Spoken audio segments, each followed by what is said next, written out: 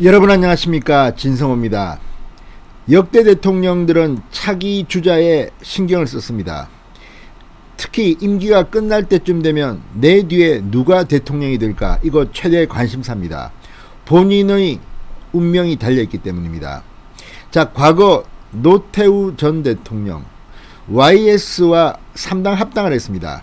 그때 노태우 진영의 참모들은 김영삼 대통령이 탄생하면 뒤끝이 있을 것이다, 보복을 할 것이다, 이렇게 충고를 했습니다. 그러나 노태우 전 대통령은 대통령 시절 사람이 많이 변했다, 이렇게 믿었습니다. 노태우 대통령은 당시 임기 중 특별히 무슨 노태우와 관련된 사건이 터진 것도 아니었습니다. 그러나 다음 정권이 출범하고 난 뒤 노태우 전 대통령은 법정에 서야 했습니다. 자, 심지어 같은 친구였던 전두환 전 대통령 역시 노태우 대통령 같은 정당의 같은 친구한테 믿고 맡겼는데 결국 백담사로 갔습니다. 노무현 전 대통령은 어떻습니까? 김대중 대통령 믿고 맡겼는데 대북 송금 사건이 터졌습니다. 자, 이런 것들을 보면 후임자가 누가 되느냐, 이거 정말 공포입니다. 첫 번째는 정권을 넘겨주면 안 된다. 두 번째, 같은 정권이 잡더라도 특정인한테 주면 안 된다. 이런 공포의 심리가 있습니다. 자, 지금 문재인 대통령은 어떻습니까? 임기 중에 뭐 많이 터졌습니다. 청와대의 울산시장 선거 개입 의혹, 무슨 김학의 의혹, 뭐 지금 월성원정 1억 2 사건, 라임 옵티머스. 자, 이거 지금 문재인 정권이 힘으로 누르고 있습니다. 그러나 문재인 대통령 임기가 끝나고 퇴임을 하게 되면 다음 대통령이 어떻게 하느냐에 따라서 폭발할 수가 있습니다. 문재인 대통령이 감옥에 갈 거라는 이런 관측은 여러 곳에서 나오고 있습니다. 자, 물론 정권 교체가 되면 그것은 논외로 차치하고 민주당 정권이 계속 유지한다 하더라도 이 사람만은 믿을 수 없다는 사람이 있습니다. 바로 이재명 경기도지사가 아닌가 싶습니다. 그런데 현실은 정반대입니다. 이재명 경기도지사는 가장 높은 여론조사 지지율을 기록하고 있습니다. 이제 이낙연 민주당 대표를 더블 스코어 차 정도로 여론조사에서 누르고 있습니다.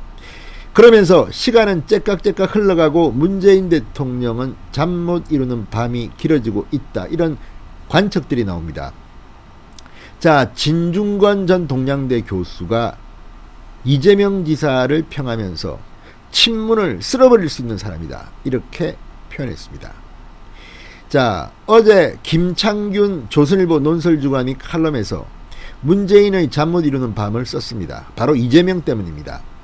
그러면서 문재인 대통령이 후보 시절 이재명 후보와 있었던 일화 등을 소개하면서 결코 이재명이 집권하면 문재인은 무사할 수 없을지도 모른다는 암시를 했습니다.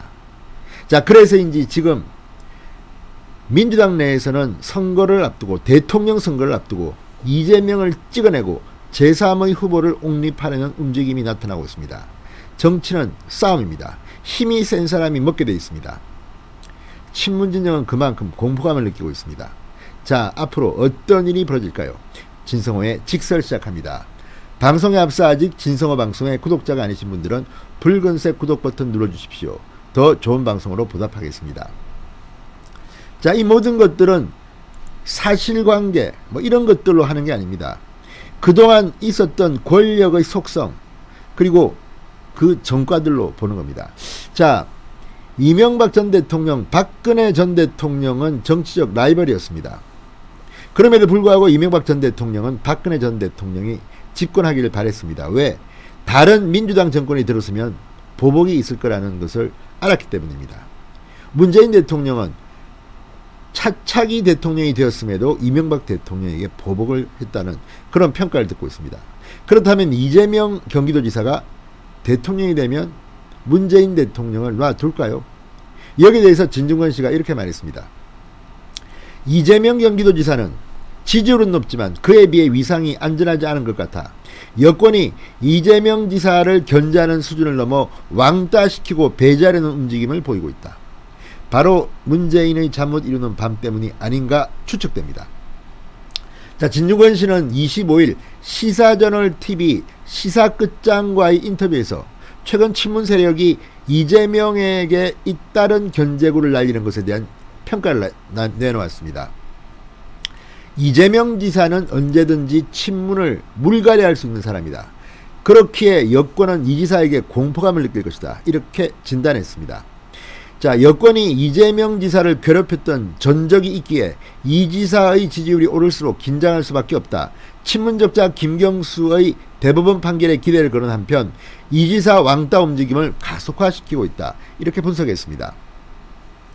경선을 연기해서라도 김 지사를 위한 시간을 벌어놓겠다는 것으로 이 친문 적자에게 기회를 주기 위함이다.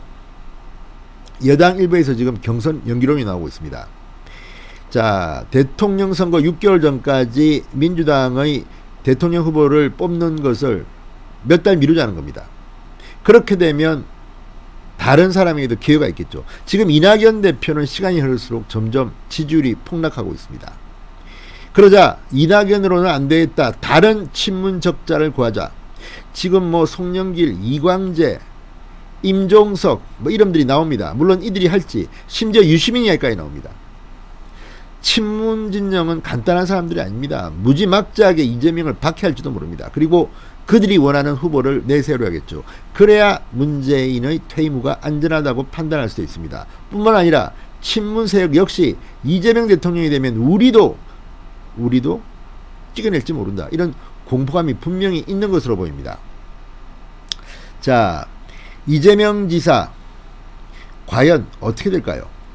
어제 김창균 칼럼은 그런 점에서 상당히 많은 재미있는 정보를 주고 있습니다. 자, 민주당의 대통령 후보 경선이 있을 때, 그러니까 2016년, 17년쯤입니다. 자, 그때 문재인 대통령을 포함해서 안희정 충남지사, 이재명 경기지사 뭐 등등이 나왔습니다. 그런데 생각보다 이재명이 많은 점수를 땄습니다. 안희정이 가장 위협적인 경쟁자였지만 나중에 결과는 안희정과 이재명이 거의 비슷하게 나왔습니다. 그만큼 이재명은 치고 올라왔습니다. 그때 이재명은 TV토론 등에서 문재인 후보를 상당히 괴롭혔습니다. 이런 식입니다. A를 물으면 A를 답해야지 왜 B를 말합니까? 협조 좀 해주세요. 자기가 발표한 정책 내용이 뭔지는 아셔야 합니다. 거의 문재인 후보를 개망신 준 게 이재명 지사입니다. 당시 이재명 후보는 빠릿빠릿했습니다. 문재인 대통령은 뭔가 흐리멍텅하고 TV토론에 능숙하지 못했습니다. 물론 TV토론 잘하는 사람이 꼭 훌륭한 대통령이 된다는 보장은 없습니다. 그러나 적어도 TV토론에 나타난 문재인 대통령의 흐리멍텅함, 이재명의 빠릿빠릿함이 친문 진영을 괴롭혔습니다.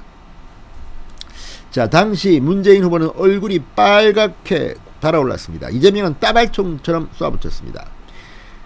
유튜브 영상에는 이런 댓글들이 달렸다고 합니다. 문재인 눈만 껌뻑껌뻑. 여기서도 어리버리하네. 묻는 말에 똑바로 대답해야지. 이재명을 왜 죽이려고 하는지 알겠네. 뭐 이런 댓글이 붙었다고 김창균 주관은 말합니다. 자, 어쨌든 문재인 정권의 보복은 상당히 무섭습니다. 이재명 지사라고 그 대상이 안 되리라는 보장이 없습니다. 시간은 지금 대통령 선거까지 1년 한 달쯤 남았습니다. 자, 이재명에 대한 친문들의 불만이 얼마나 컸으면 요즘 인터뷰에 이런 질문까지 나옵니다. 이재명 지사한테 탈당한다는 말이 나온다. 제3후보가 나온다는데 섭섭하지 않느냐? 왜 이런 질문이 나오겠습니까? 그만큼 민주당 내부는 이재명 비토 세력이 강한 것입니다. 자, 이재명 지사가 최근 뭐 대통령 지지자들이 나를 압도적으로 지지하는데 왜 당을 나가겠느냐? 난 탈당 안 한다. 또 경선을 연기하면 내전이 벌어질 수도 있다. 이렇게 협박하는 것도 지금 이재명이 찬 민주당 내의 위상을 반영하는 겁니다. 절대 안전하지가 못하다는 겁니다.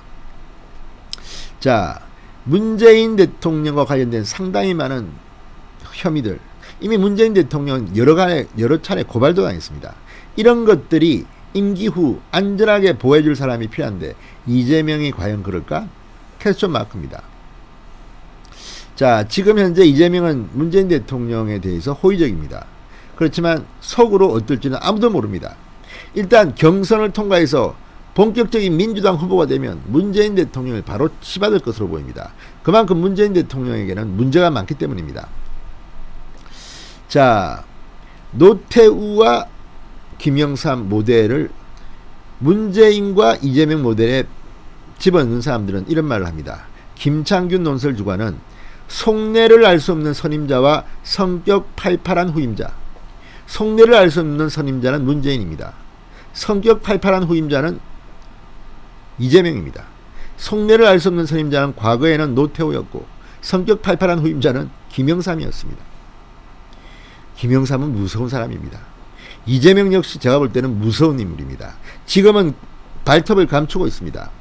이게 언제 나올지 모릅니다. 자, 어쨌든 이 노태우 전 대통령이 김영삼 대통령 씨를 어떤 대접을 받았는지는 다 알고 있습니다.